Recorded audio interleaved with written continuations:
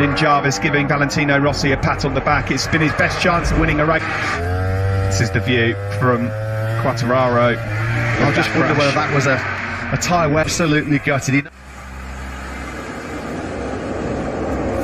It's the clash of the Titans, it's the clash of Catalunya in Yamaha front row for the second time in 3 races with Fabio Quartararo and Valentino Rossi. A different ball game. We're experiencing the coolest conditions of the weekend so far.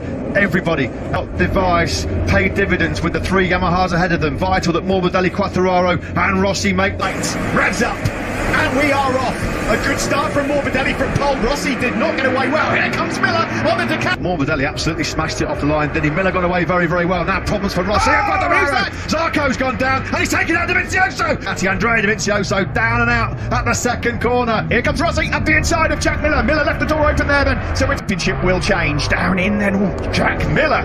Almost T-bone Valentino Rossi into 10. Well, there was a T-bone. 3 Ducatis were mined in that incident turn 2. We need to find out exactly who instigated it. Dovizioso was obviously in terms of this year's 2020 MotoGP World Championship battle, and the 3 Yamahas have got exactly where they want to be. We're at the front of this Grand Prix, Matt. What a start. Pol Espargaro goes through and Alex Rins, he made up so many places on that opening lap. What the heck? Absolute disaster for him on lap 1. Rossi's closing a bit here on Morbidelli. Also, Pecco Bagnaia, brilliant start from... So Franco Morbidelli, when he got in this position in Misano, he never looked back. He got an absolutely sensational start for the line. He could not have made that. Now what happened into turn 2? Maverick Vinales just didn't get off the line very well. It was simple as that.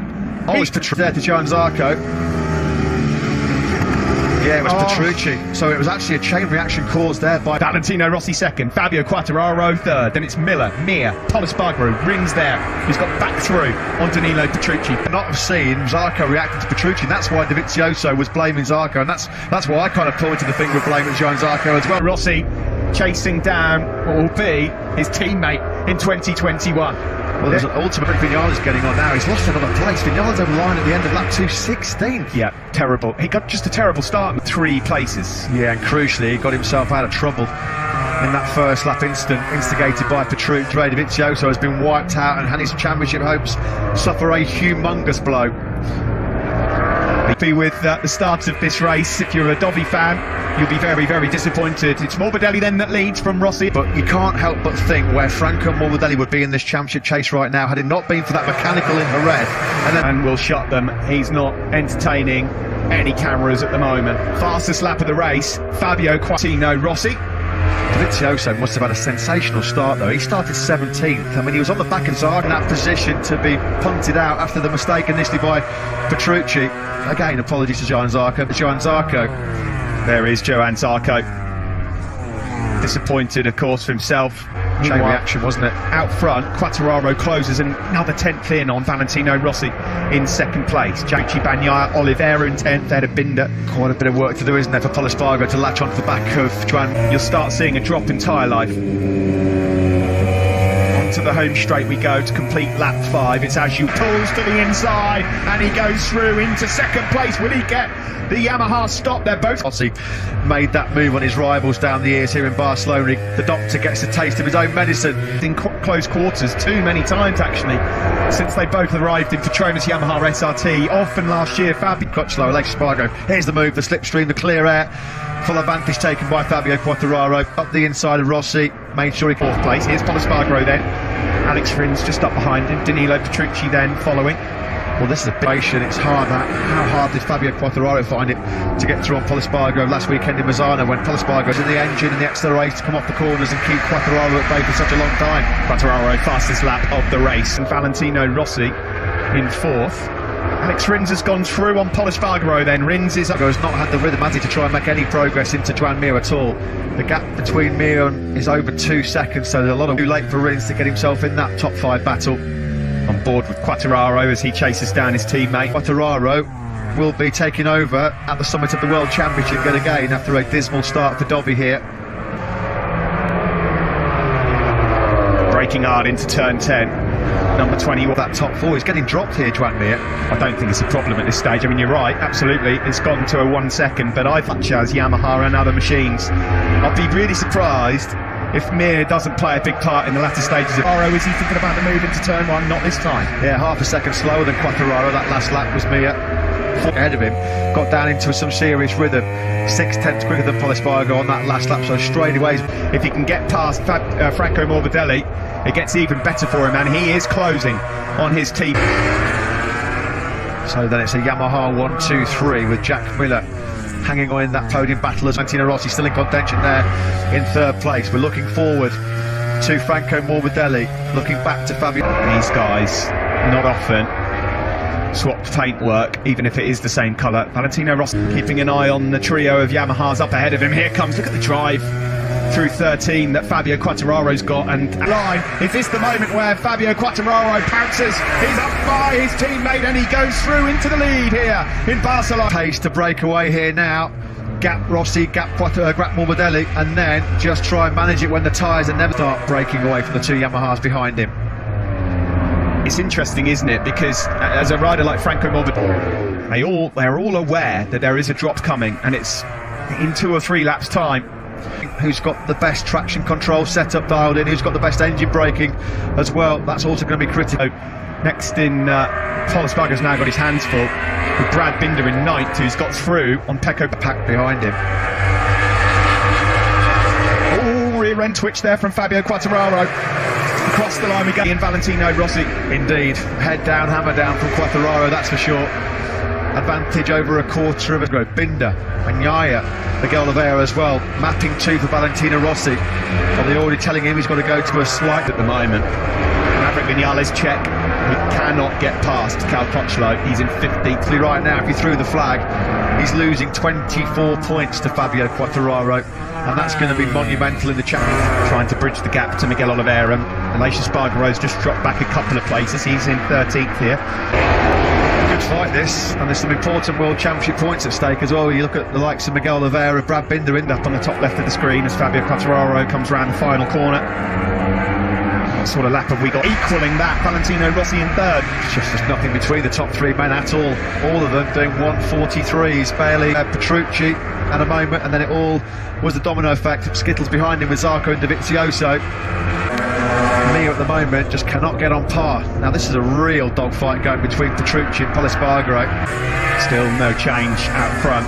3/10 between Fabio and Morbidelli, 5/10 between Morbidelli. A bit of wheel spin on that rear tyre coming through that fast turn 9. Vinales has got nothing for these 2 men ahead of him though. This is lapping in the 1:41.3.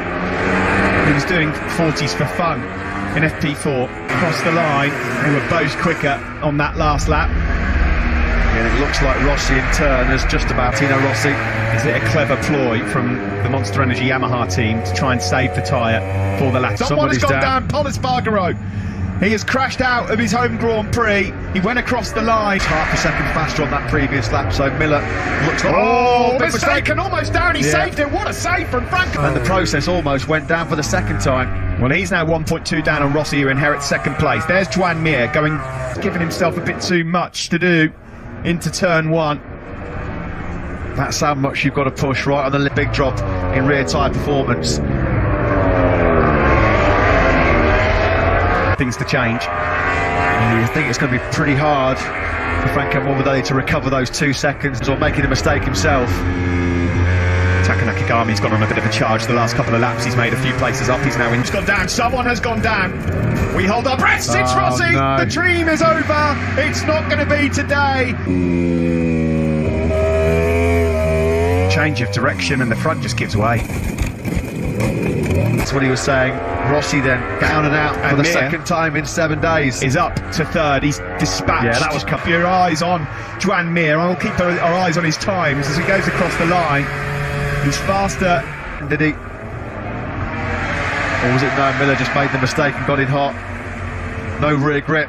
Lapping really well at the moment. They're lapping quicker than these guys out front. So it's now Quartararo. He doesn't need to do anything silly.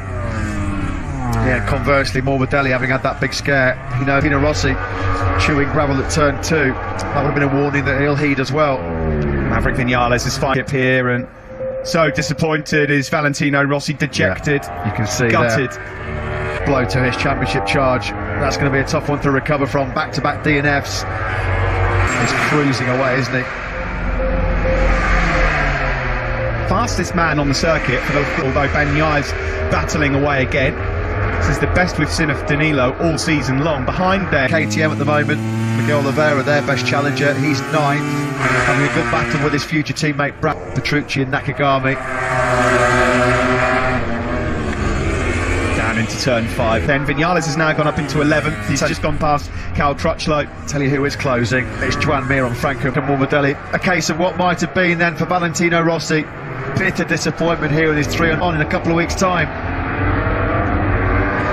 You're looking here at the battle for 6th player in 4th. Lynn Jarvis giving Valentino Rossi a pat on the back. It's been his best chance of winning a race. You know, it's that left-hander, that treacherous turn 2. Look what the fans on the virtual wall. This is the view from Quartararo. I just wonder whether that was a tyre where absolutely gutted. He knows there was a podium there for the taking. Potentially he wasn't going to have the speed to match this man. The clutches here. Iker Lecuona's another victim. I think that's crash number 4 now for Iker Lecuona this weekend. They're running into problems now in match over. Turn 2. The left-handers now are critical, absolutely critical, because the tyre wear and the cool temperatures mean Quartararo looks pretty comfortable still. The gap's come down slightly, but nowhere near enough. There's defence coming from Franco Morbidelli, but he's helpless. Through goes Mir into 2nd place with 2 laps to go. They could be late. The Suzukis, we know how much they nurse their tyres. Tyre durability is one of their key assets in this MotoGP. 2nd place, there's your race leader, the Petronas Yamaha SRT man, Fabio Quartararo. Will his teammate, though, be joining him? It's on the grid. Yeah, that would be a recovery and a half.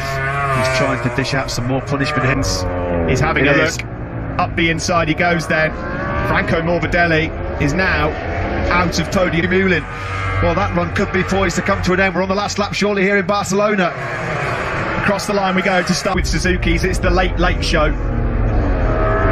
Yeah, Quartararo's got this one covered surely. Oh, the 2 Pramac boys. Nakagami on Miller's gone back through on Pecco. He's not enjoying that one much. Nakagami here might just fancy 5th place. Slower than Alex Rins.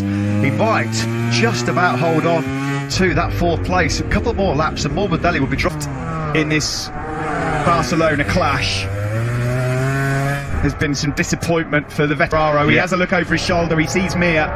He'll be happy that there's not too many laps left. Yeah, he's desperate for the checkered flag because he was all around the world. It's been, for the second half of the race at least, a cruise for Quartararo in Catalunya. Again, Fabio fires up once more and wins here in Catalunya, ahead of the 2 Suzukis. Brilliant job to get past Crutchlow on the last lap. Classy Quartararo in Catalunya. He's victorious here. Right. Yeah, it's a great race. I know for the public maybe it's a bit funny till the end, but you need to control it, and I think they both did a great job. Congratulations, Wilco. Thank you very much. Yeah, and either in the approach to this Grand Prix, and a huge credit to Suzuki and where they've come. Suzuki apps John Hopkins and Chris Vermeulen way back in 2007 at Misano. That Baron in Barcelona behind Fabio Quartararo, who's pumped to say the least. It's 3 podiums on the broken humerus bone and missing out on the opening Grand Prix. First Suzuki rider Mir in 20 years to take 3 successive podiums, and back with a bang in Barcelona. And that's how much he loves it as well. You could see how much his rear tyre was squirting. Yeah, it was good. It's good.